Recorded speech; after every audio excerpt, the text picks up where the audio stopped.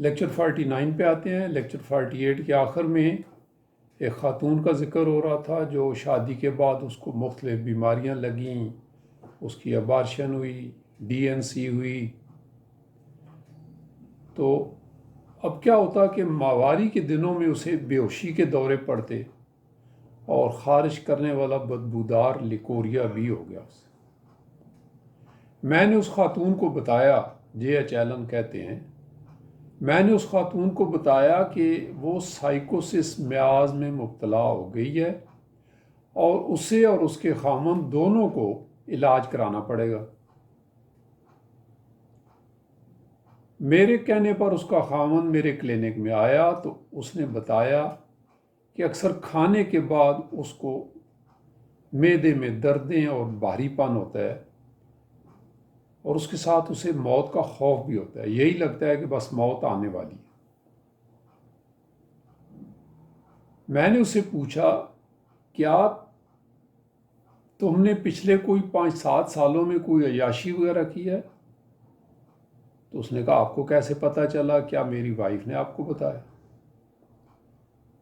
تو میں نے کہا نہیں، آپ کی بیوی کو آپ کے کیس کا کچھ پتہ نہیں۔ بعد میں اس نے اعتراف کیا کہ شادی سے 5 سال پہلے اسے گنوریا ہوا تھا اور تب سے اب تک وہ ٹھیک نہیں ہے۔ تو ناظرین کرام، پہلے تو وہ علاج کے لیے راضی نہیں ہوا،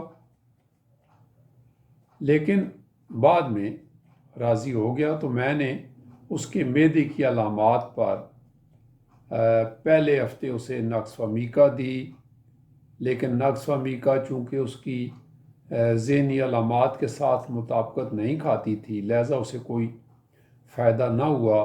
پھر اسے میڈورائنم CM پوٹینسی میں دی گئی جس سے اس کا ڈسچارج کھل کر واپس آ گیا اور وہ ٹھیک ہو گیا۔ کسی لڑکی میں شادی سے پہلے اس کی صحت کا بالکل ٹھیک ہونا اور شادی کے بعد فوراً گر جانا، اگر وہ ٹیوبر مریضہ نہیں ہے تو سیدھا سیدھا سائیکوسس انفیکشن کی نشانی ہے،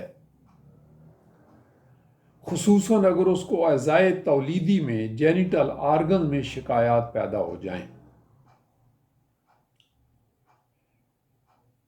لیکن اگر ٹیوبر میاز پر سائیکوٹک کی طے چڑھ جائے گی تو ان کو الگ کرنا بہت مشکل امر ہوتا ہے، کیونکہ سائیکوسس میاز سفلس کے ساتھ ایسا قوی اتحاد کر لیتا ہے کہ پھر اس کو وہاں سے الگ کرنا بہت مشکل ہوتا ہے۔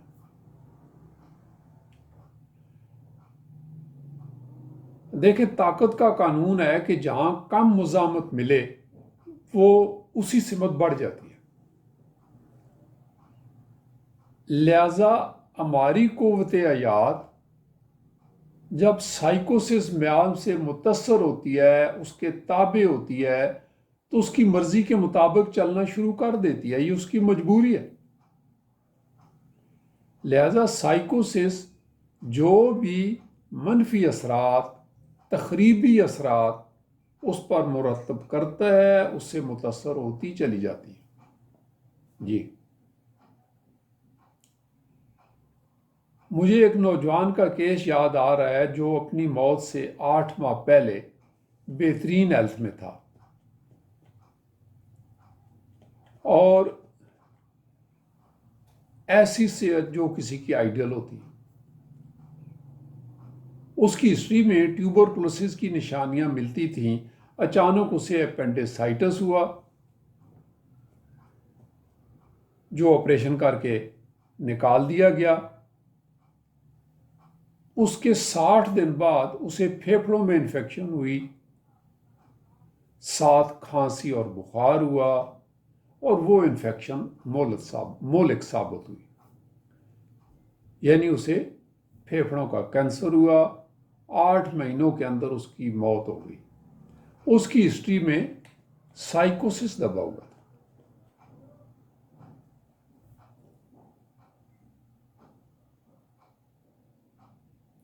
ٹیوبر میاز کے مریض جنہیں شروع میں عاد، نزلہ، زکام، فلو، وائرل انفیکشن ہوتا ہے تو ان کی شروع کی سٹیج کی جو دوائی ہوتی ہے وہ انہی اینٹی سائیکوٹک دعائیں جیسے روسٹاکس یا جلسیمیوم جو ہے وہ لینی چاہیے.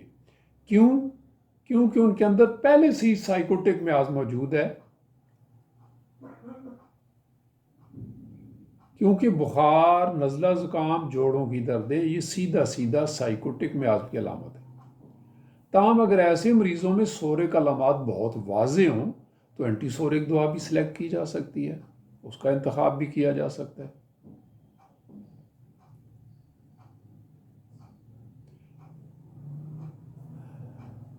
جے ایچ ایلن کرونک میازم کے باب کمپلینٹس آف سائیکوسس ان دی فرسٹ اسٹیج میں لکھتے ہیں، سائیکوسس کی اولین سٹیج میں کوئی خاص پیچیدگیاں نہیں ہوتی، مثلا بلیڈر کی انفیکشن، مثانے میں ہلکا پھلکا ورم. پیچیدگی وہاں آتی ہے جب خارجی اور لوکل علاج کیا جاتا ہے، تو پھر مثانے کی گردن پر کوئی پھوڑا بھی بن سکتا ہے یا پیشاب کی نالی میں کچھ الٹا سیدھا کام ہو سکتا ہے. البتہ ٹیوبر میاز والے بندے پر جب بھی یہ سائیکوٹک پرابلم آئے گی تو پھر بہت مشکل ہوتی ہے. ایسے کیسوں میں اگر اخراج نہ بحال کیا جائے تو جسم کے اس عضو کی موت بھی واقع ہو سکتی ہے. بساؤ کا جب بیماری دب جاتی ہے تو دبنے کے برسوں بعد اپنے سیکنڈری اثرات جو ہے وہ ظاہر کرتی ہے یا جسم کے آرگنز پر دائمی قبضہ کر لیتی ہے اور پھر اس کو اپنا ظاہر ہونے میں برسوں لگ جاتے ہیں. جسم کا لاغر پن یا کمزوری کا سامنے آنا ضروری نہیں، یہی وجہ ہے کہ معالج یہاں دھوکہ کھا جاتا ہے. بیماری سپریس ہو جاتی ہے، دبا دی جاتی ہے، اس کے اثرات فوری طور پر سامنے نہیں آتے اور یوں بساؤ کا برسوں لگ جاتے ہیں. تاہم ان اثرات نے ظاہر ضرور ہونا ہے، چاہے وہ عصبی دردوں کی شکل میں آئیں، جوڑوں کی تکالیف ہو، اووریز میں انفلیمیشن ہو، نظام ہاضمہ ڈسٹرب ہو جائے، کوئی ذہنی علامات ہوں، کوئی بھی چیز ہو، اس نے آنا ضرور ہے. لیکن یہ نہیں کہا جا سکتا کہ وہ کب اور کس شکل میں سامنے آئیں. تو یہاں ہم لیکچر 49 ختم کرتے ہیں. 50 میں پھر آپ کے پاس حاضر ہوں گے. Thank you so